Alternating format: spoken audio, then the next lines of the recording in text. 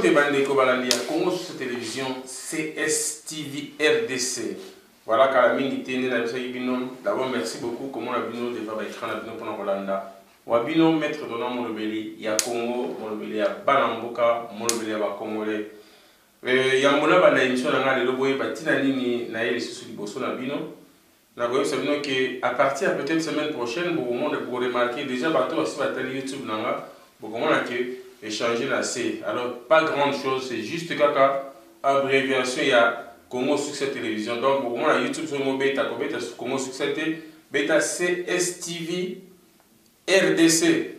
Vous avez image sur YouTube et à partir de la semaine prochaine, site nabiso à cstvrdc.com. Donc, vous avez www.cstv.com. Et Kobanda, si des en construction, parce que si tu es Banda, c'est Congo Suiza, et c'est Kangamaki, alors c'est Ngelaki, tu mets Koluka, Bamoyen, Moussoupona, tous un site pour que Makambo Moussé Banda, peut-être dans les jours à venir, Congo Suiza Télévision, tu cstvrdc.com, et comme application là-bas, Android Nabino, pourquoi pas, ils ont aussi, comment on appelle la barcode, au lieu de Kamindondo, au scanner dans le téléphone. Balamoko, site Elio, Ogoyomona, maître donnant, Nabasango Yamboka. Voilà, merci beaucoup. Et beaucoup plus Nabalandeko Balandaka Pisona, Katia, Décodeur Sepela TV, merci beaucoup. Nabandeko ya Sepela TV, Ndenge Bapesa Biso opportunité, ya kufungula ba chaîne pendant kopanza sango ya Congo, na libanda, et si ka tofandi tope na bapaya bususu, bayoka ba sango na biso.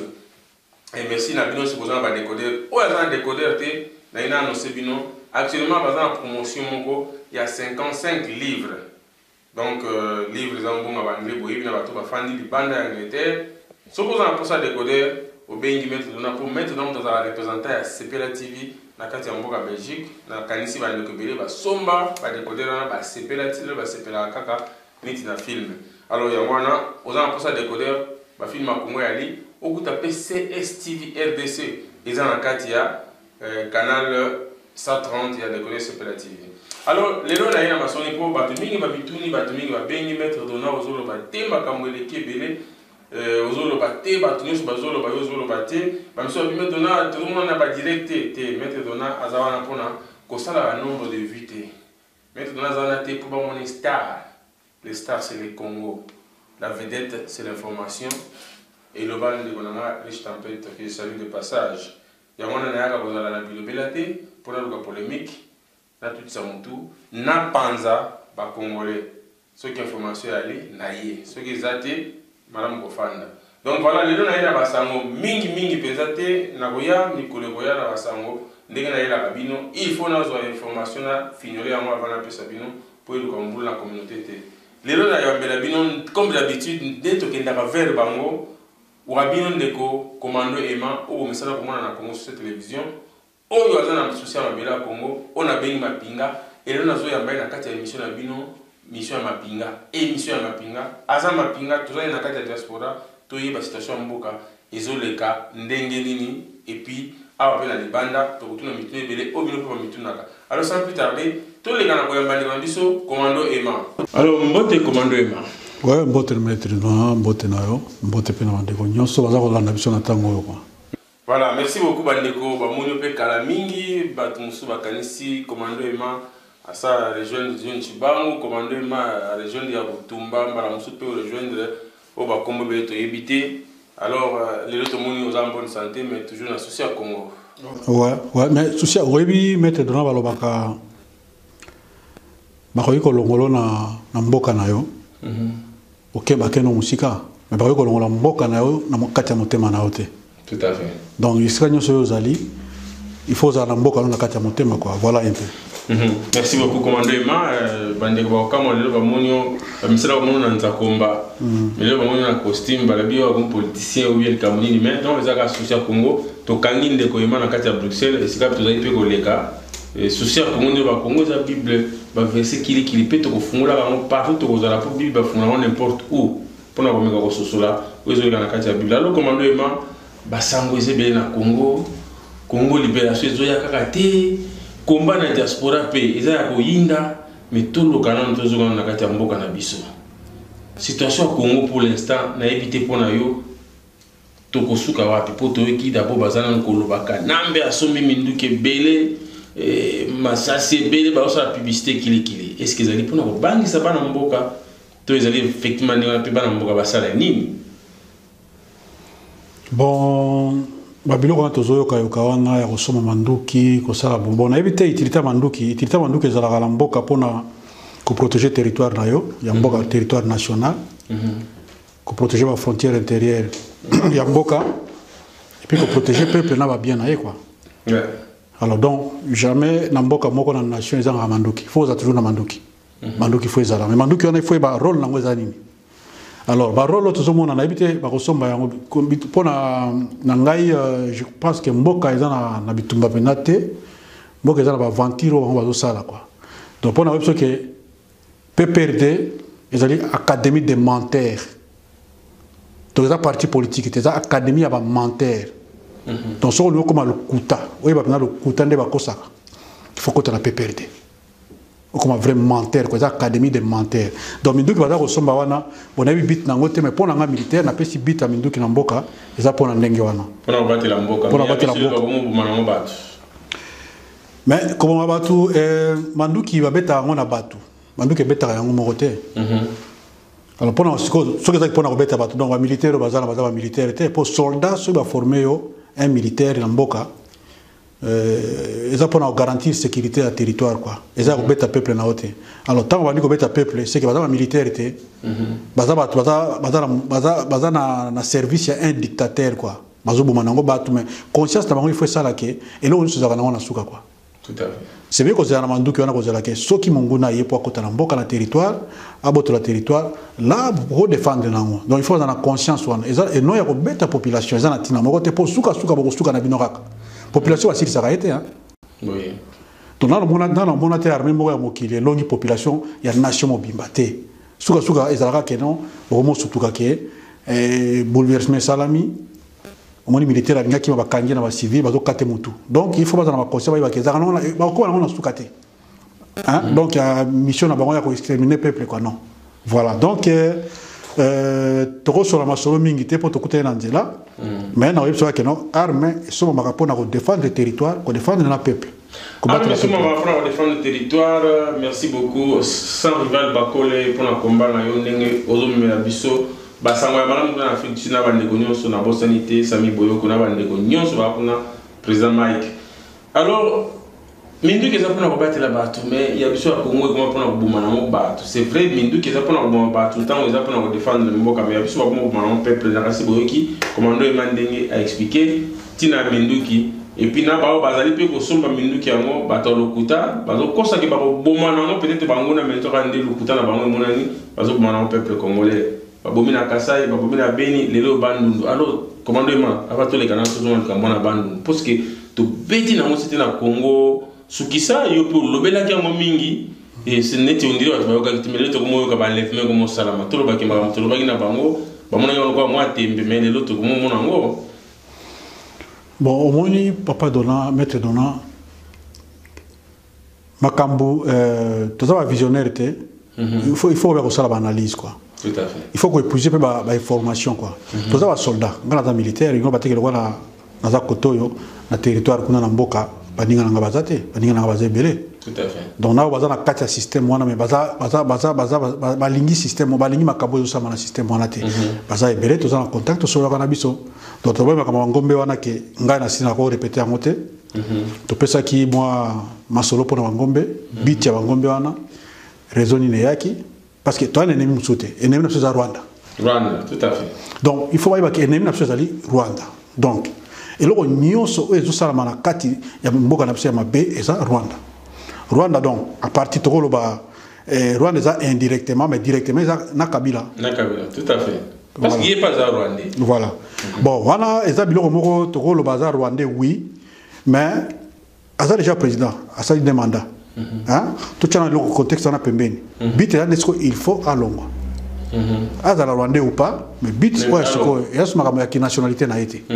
pour ça gérer mboka wana ayiba zo continuer ko yiba donc bit là que non il faut à Longwa Ce que l'on dit que Rwandais n'a été après. Mais pour que Rwandais n'a pas en tout cas, je crois. Alors, l'enlèvement est comme ça. Tant que Baki Bangombe, Baki Banango, Bango a pouvoir le putain de l'enlèvement, tout le monde va défiler, va constater Bangombe, mais le enlèvement n'a été ce qui oppose au courant. Parce que réception 9 disparitions, 9 disparus, mais tant que l'on a pas d'informations, c'est plus que 20 disparus.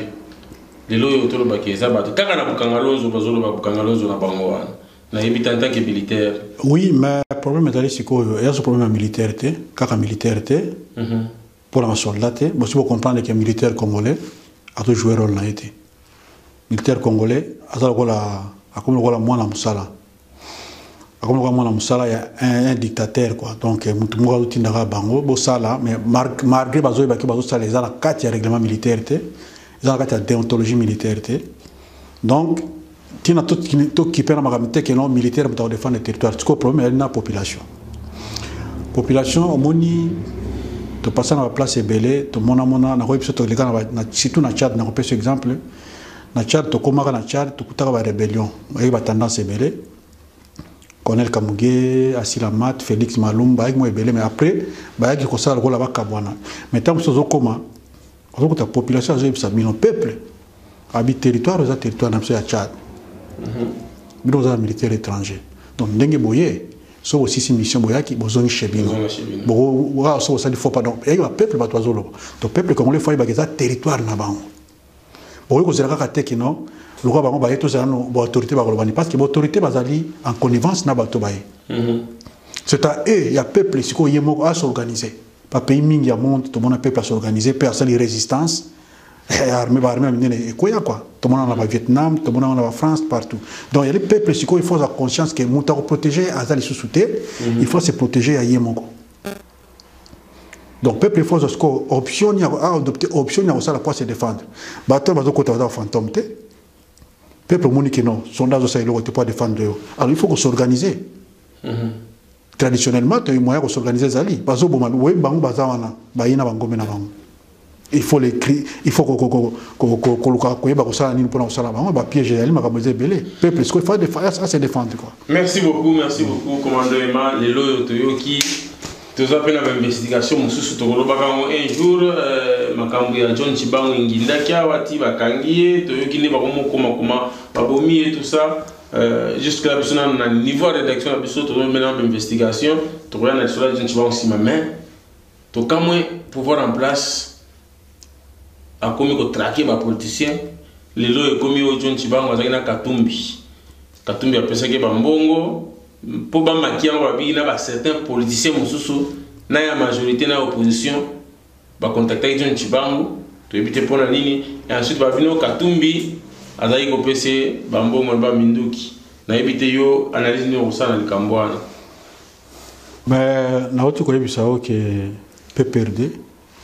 Mouvance présidentielle les awana les académies de menteurs les académies c'est comme menteur bakena ko yeko la ki au moins sommes talons en opposition au moins notre académie à menteur sommes talons en opposition comme kuna a communauté changer langage na professeur na bango mende o mala prof académie de menteurs o bien na sala académie de beaux-arts ouais il y a art na sala peinture na sala infographie na sala sérigraphie na sala bloc belé na sala sculpture non on a artiste pluridisciplinaire. Tu as un professeur. Il y a peinture, il y a sculpture, il y a infographie, il y en a un dessin. Donc, ce qu'on peut perdre, voilà que ce soit, mais peut perdre ce qu'on a côté pour y avoir un mensonge, une façon de faire ça.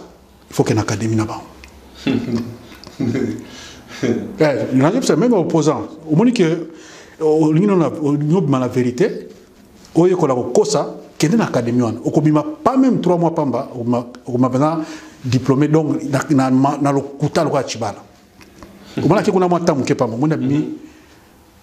déjà niveau là, si c'est comme un peu professeur quoi.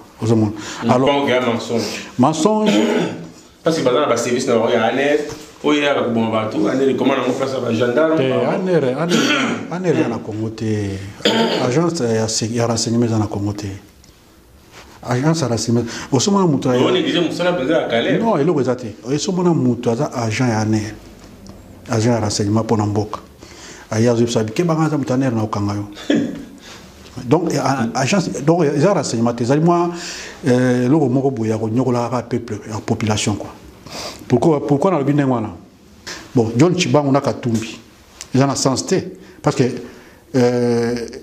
Chibangu n'est pas un technicien militaire comme John Chibangu c'était un comédien et puis on a la première option na technique vraiment na stratégie militaire John Chibangu a omeli mingi na kati ya armée ou ya Kabila aibaki wa poignon aibaki secret armée parce que commandant adjoint ya région aibaki ba rapport aibaki ba makavebele armée mais comment oki manenga kimaki wana azoma tamula ili banda et puis a bungi après ko mabio de 31 nazo saraboy obo nazo saraboy et puis aina ba territoire OK oyebi net na Tanzanie wana Kabila azana batuna azana ba master na baza wana aipe ouvertement bakanga ba yana donc eza ba jimu supa sala baki mettre dona dengo zawana yo sala gola okimi biso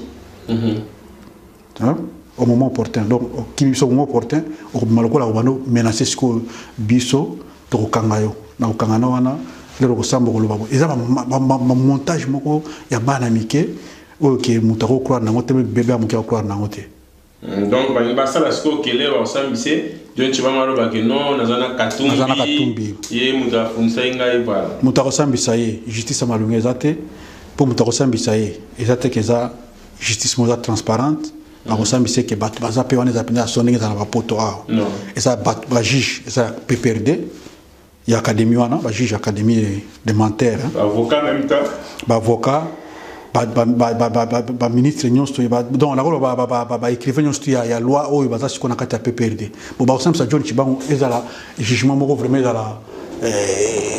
ezala vraiment honnête ezate pour alobi ngo ebimi eska les gars na télévision na bar to monde John Chibangu azoba ke Katumbi tatinda ke to moni yangote donc eza bango ba bimisi yango ke l'interrogatoire et puis l'interrogatoire baza interroger John Chibangu motubo azate avocat na yazate famille yazate témoin mo yazate ba mika ba John Chibangu alobi ke Katumbi tapisa ke ba arme ozoma teke bilo ka bana miki non violence en pe Kabila alimo qui n'était en non violence to yo qui peut ba murmure malgré ba communiquer zobima mais ba to bazo na Kabila kende ba putse ba dingi élection ozo kasoso ndenge zobima ke Félix Tshisekedi malgré ba lobaka mais zo koniko lobama est-ce que en français, il n'y a pas de fumée sans feu. Donc, Félix Tshisekedi a une primature. Koto Katumbi a Simba John Chibangu et Simbité. n'a évité to libérer ce qu'on a kanambi ndengeni te okende mais eza mais okende Félix a donné comme premier ministre papa omoni makaboze kana nakolo na peta na exemple mo makaboze kana awa na poto na makambo ba combattant banani ba résistant eza lokola omoni troupeau ba meme troupeau ba meme za toujours na berger hein wazo batela bango balu bazaka tout autour bazola na meya nzete na yazo benga na balu hein pour ba meme baza toujours ensemble là pour exemple pour nous à Ningeza alors loup a moniqué moi to atteindre bateau ezala raté ala tipo sa meme ba bengi ba longoli moko na bango ala tipo sa meme ko taka na groupe na bango wana a côté pe lokola meme na tonga abimisi bango ye pa bimi na poso na katikati azo ke ma loup a pe meme moi loup a kota ya kolia mais ya na kati ko er moko boy ayo ko sa master na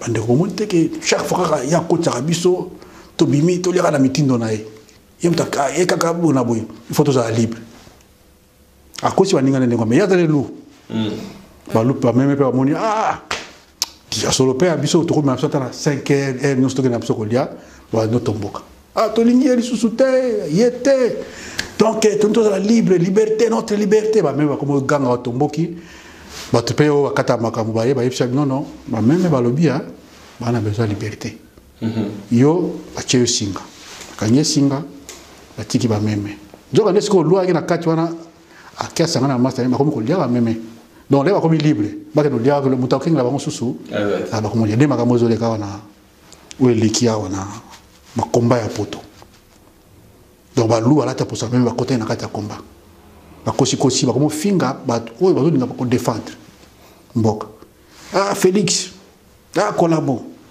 Katumbi Kolabo mutu walinga bimwa linga Kabila Kolabo donc balu wana bazao ba failli tout ba mission ba Kolabo mais qui sont de vrais opposants ou des vrais combattants donc mutu to Kolabo sko voilà yamana lobi pona na personne exemple ya meme wana donc il faut vous aller kenge te combien s'il était papa pour libérer mboka il m'a 100 000 personnes mutu mo ko sauver mboka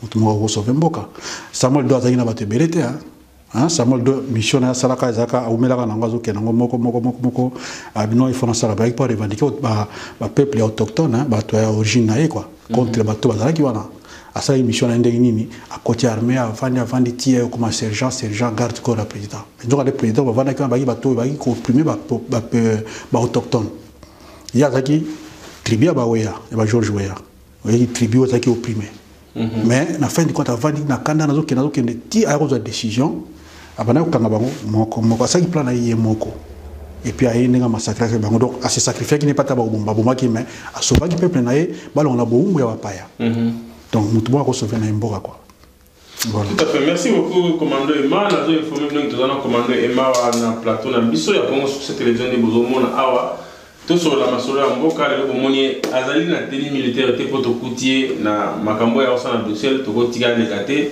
bande ko na posa ya koyoka basango ya mboka à travers les merci beaucoup na bientôt pour kolanda biso na Congo sur cette télévision nazo répéter oya koluka biso na YouTube na biso ezali les jours Congo sur cette télévision mais CSTV RDC wana okuta site na YouTube na biso et puis semaine prochaine peut-être si Dieu le veut tokokoma bongo na site ya sika cstv-rdc.com voilà on a beaucoup zalako landa biso malamu et puis bato a décoder comme d'habitude Congo sur cette télévision 130 canal 130 okuta CSTV RDC et ça na kati kuna alors commandant Emma je pense que peut-être ce tozonga masura muke ya mboka na biso na Congo tozonga meto ya na pena poto po yo moko lobika mwa poto bachaki ba combattant mutema ki bangunde ba ya libérer mais ba combattant ba sali musala bango pour que message comme na kitasa ba fungola misu ezaki difficile pour message comment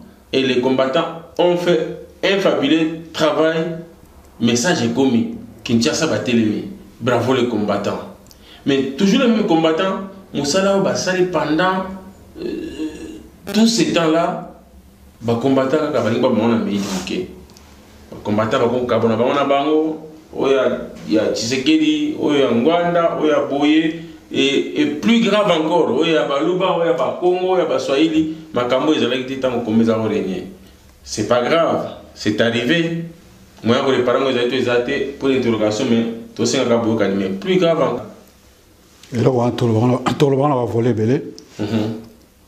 Nana si photo on va voir Kagame non c'est ma liste moi je suis militaire liste oui moi je suis militaire liste on va publier dans le journal de Rwanda où Isaac ndeko na vidéo a lettre officielle balobi na nani ndeko journaliste mais lettre officielle nani yangoa ebimi wapi na journal nini voilà moni yango na babuzoba oyo moni papa non, de faire l'investigation ailleurs. Oui. On a service peut-être à Rwanda pour Rwanda.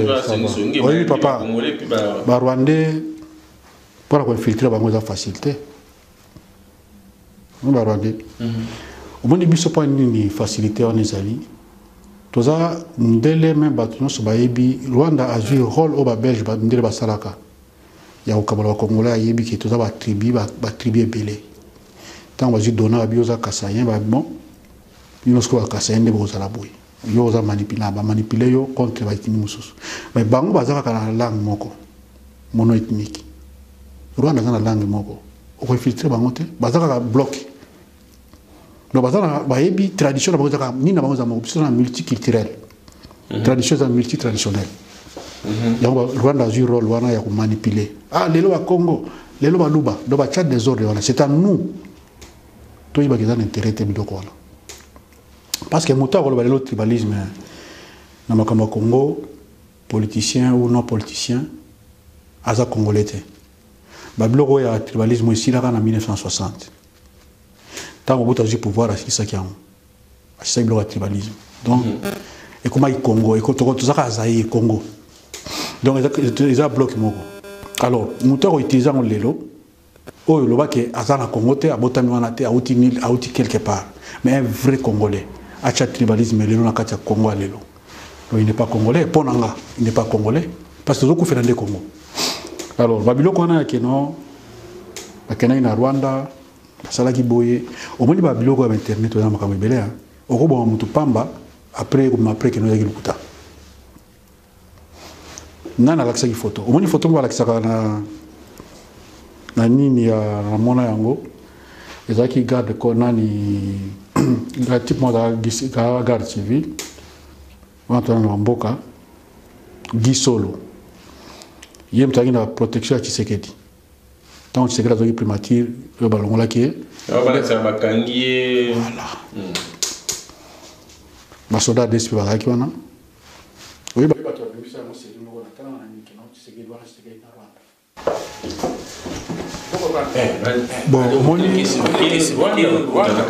oui bon omoni moto tokosengaka moto ya mission information omoni information soki olingi obimisa yango etale yango oparade yango na bamédia il faut ozala na bapreuve oyo ke soki balobi boye olakisi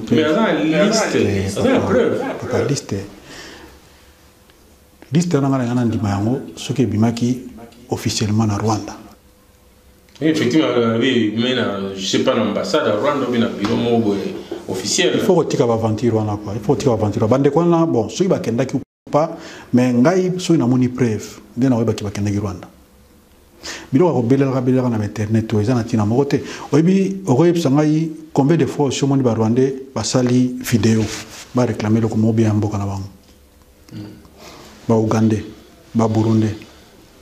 Osomona Congolais ko etale makamu nyonso ba John Chibango ko sali vidéo na usima boko vimbisi ola titeno simbi boy ngana o vimbisa boko tawana na zone rouge le temps na o vimbisa boko donc on a perdre raison na o défendre mboko mais yo ba vidéo tala sikoyo bon soit te cause la gêne na bango soit te cause la personne ba kangie que mais yoka na pese exemple mais makambo ya Rwanda ndé ya Rwanda ya Antozoya bakaba Rwanda mutu oya lobaki yango il faut la sa preuve vraiment à 100%. Ba preuve ya papier na internet eza makaba belé hein. Bon, commandement ngana za journaliste. Ouais. Ngana ko kepele Rwanda na kena nga osa interview na Kagame na kitu na ba question pourquoi ba boma en Congo. Je pense que ça peut passer parce que naza journaliste. Bien que na ko sa la moté ma passe pour tout le monde ba boma biso.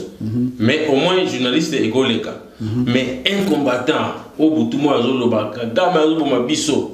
Mais neti yo beaucoup ça peut makolo inde ko kutana Kagame que non na yo so anaye même ata so ga zali président o ya melisa souvenir ma besoin na motema na ke so anaye pour atika guerre na Congo to na ke so anaye pour asala nini. Bon déjà avant de répondre na web so que aux journalistes hein jour kutana bango tuna bango nan wana pona bango ba ko éclaircir na opinion ceux qui ba kenda ki ou pas ba kenda osala nini et puis d'aider au moins ba médecin ba te belé ba na Rwanda ba osala ba futa bango c'est la Rwanda alors ko connaît le Rwanda 100% ngana connaît Rwanda na au moins tant va essayer Congo tant ba konti le James Kabaré ba comme chef état-major boulou qui na mboka to se retrouver té Rwanda profiter na bureau mais lelo na ko connaît Rwanda 100%. Vous posez une question pourquoi? Puisque bazo voilà mais lelo Kagame asa dictateur na mboka na ye Kagame azo iba richesse à Congo mais richesse azo iba wana ezo ke na poche na ye moko te Rwanda ezana le côté mais pourquoi Rwanda ezo tongama quand même infrastructure tozomona infrastructure salama na Rwanda moi muke wana azo sala mais na Congo il n'y a rien donc on va continuer à commander condamner Rwanda mais ba miyibi au bazana académie des menteurs bazawana sont des Congolais bazo babande wala bazo revendiquer ba droit moko fondamentaux ba droit aux senga que pour l'intérêt général bazo bango mais conscience bazana na ibite so bazana cerveau na place cerveau bazana mais on répond dans malamu te malembe na opesa nga sala na bango répond dans malamu te nga premier ministre na bango te papa omoni il faut que tika babiloko ba rimer kongola vivre na rimer il faut Félix Aleki yemoko va poser question à journaliste alors que oui na auto signer accord nazo comme premier ministre monsieur d'accord ya mulili ya bango te mais papa accord à mulili te na lobi accord à mulili aux andingi po aux allons ka premier Félix soka ni la premier ministre na yebile ko empêcher te au banga nani Félix Obana banda non akobanga nana ko bete mbata buta ona na monaki akobanga ba peuple non Félix on a investigation ba monaki ba yebi Félix on a comme premier ministre ngana pona ngana yebike akobanga nani parce que ça politique akobanga nani mais ce gazole appelle bon pour aller ça bon nani ngona na monaki tu bangi ba bimazola sabatu siko babiloko wana populaire boyi beaucoup tana IDPS boso to ko bima comme no ma j'appelle bemba oui donc bimate au monde oui mais est-ce que ça azukanyaka na yeye oui mais Félix aza yemoko batu o est-ce que batu nyo sobaza na kati ya na politique wana baza ba bébé ba uti na maternité bien la conscience na bango zela conscience na bango sala kateke tozo nyoko ma bon Félix abina psoto bimate yalo ko ngala kati ya ndako na ngana za na arme na ngai yo koti ba yo koti la ngai yo ba ngani ko beta masasi te zela ba kene bango beta masasi non ko beta masasi donc peuple congolais dans la conscience yemoko a se libérer Félix n'a rien à voir avec un individu il a travaillé politiquement mais ba conscience ya peuple ne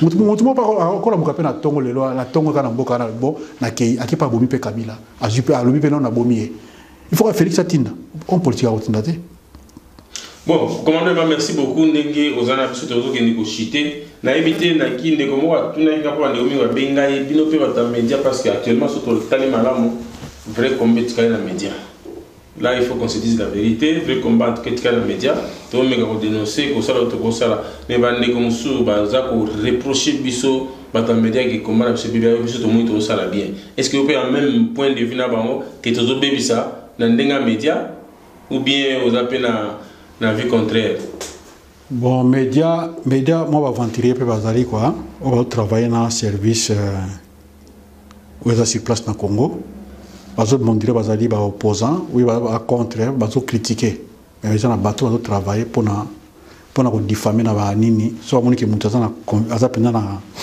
karusala musala vraiment où ils ont vraiment il y a normal contre les pouvoirs bazo dénoncer il va aussi la contre dénonciation quoi aux hommes donc bako chat des ordres moko boy et là on a le temps pour na combat peuple congolais a veillé pour na combattre peuple congolais a veillé pour na combat pour tout non commando malembe papa tant ba tumba ba rwanda na Congo ba combattre ba la kia na poto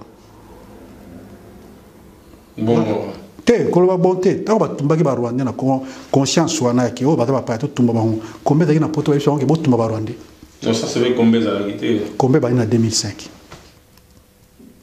ngaza pionnier ya combat na bimana makambo na ba nini ya ba bloco ya mouvement à pression qui na côté na zone na ba militaire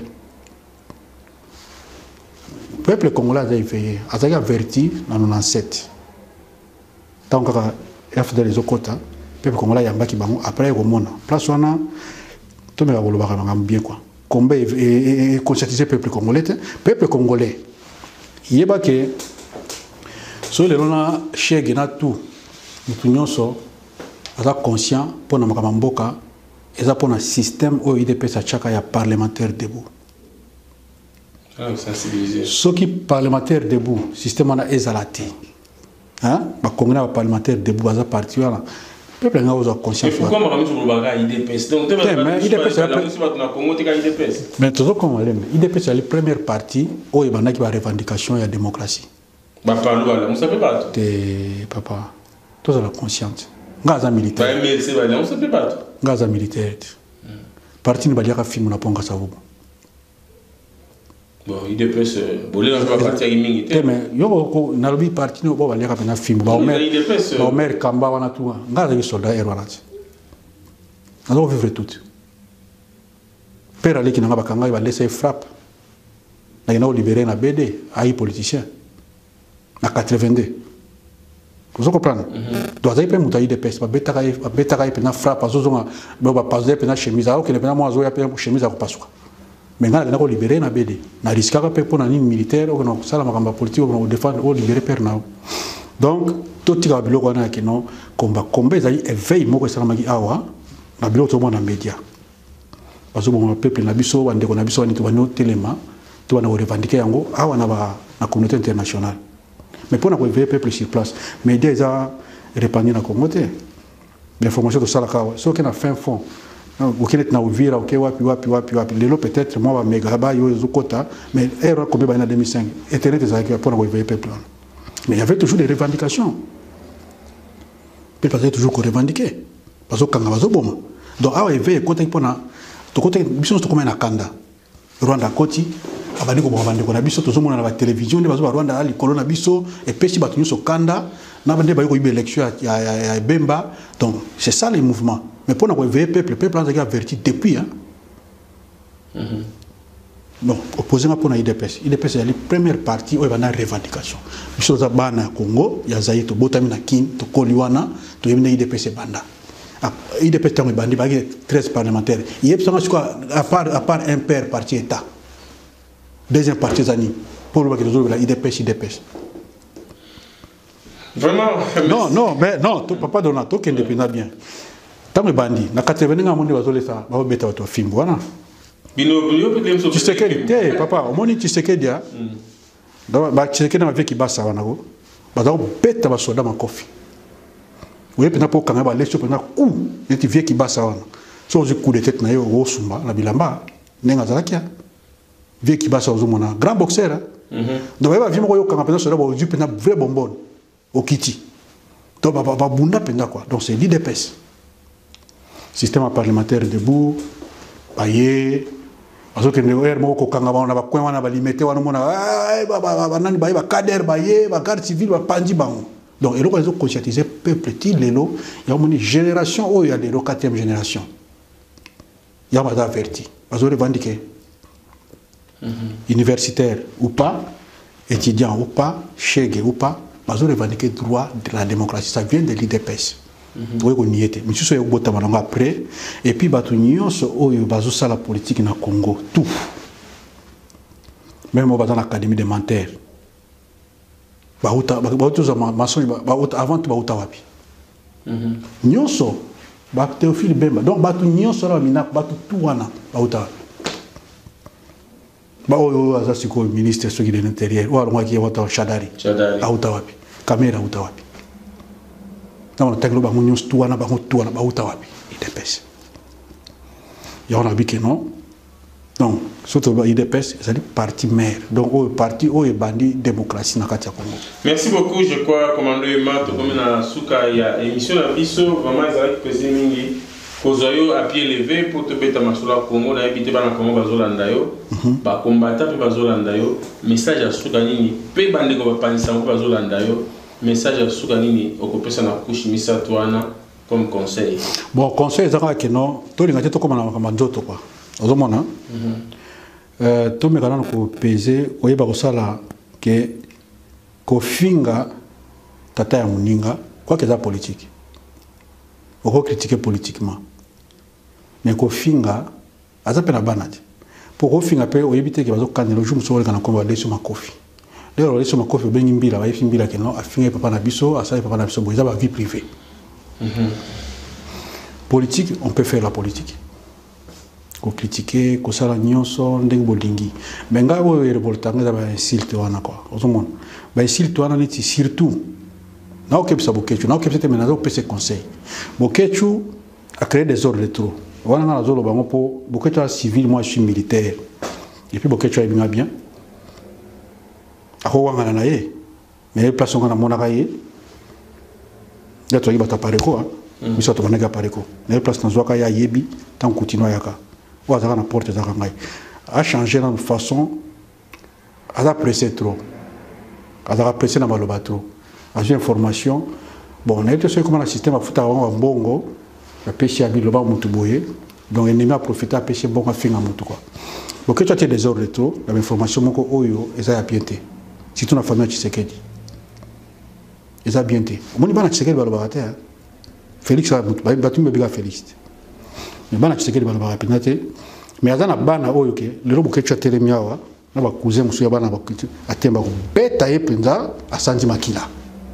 Mais éducation na bango etinda bango biloko wana te papa na bango sala choix politique bandima ba critique mususu tu vois bandima ba critique mususu ya politique mais ba koti mingi na kama famille ça fait mal ya ko ridiculiser ya ko finga moi Tshisekedi maman Marthe ko finga famille Tshisekedi ba critique bon critiquer politiquement ça bien parce qu'il y a côté na politique soit on a politique et sili mais ko finga wana maman wana boti bana ye oui bana na ba mela ka mela ba digera et ça là bango bien te hein. Alors, nous avons fait un médecin au finga. Et ça, c'est un atigana au finga. Batata baninga. Donc, on critique les politiques. On a critiqué Félix Aliou comme Premier ministre. Ça, là, c'est autre chose. On a solo ou pas. C'est bien, c'est politique. Mais il y a insulte au finga. Mais ça n'a pas de place à Bana Tshisekedi. Et ça n'a pas de place à Bana Tshisekedi. On a conseillé. Et puis, les médias, ils ont la poto. Bon, comment on a dit moi le logo, vendre le bilobi na yo tchena yo. Donc, ba média ya poto awa. Baba no sala musala bango ya poto awa. Ba ti critiquer ba journaliste akin. Pour ba journaliste akin, ba se critiquer entre bango de ba non. Les era saliboy.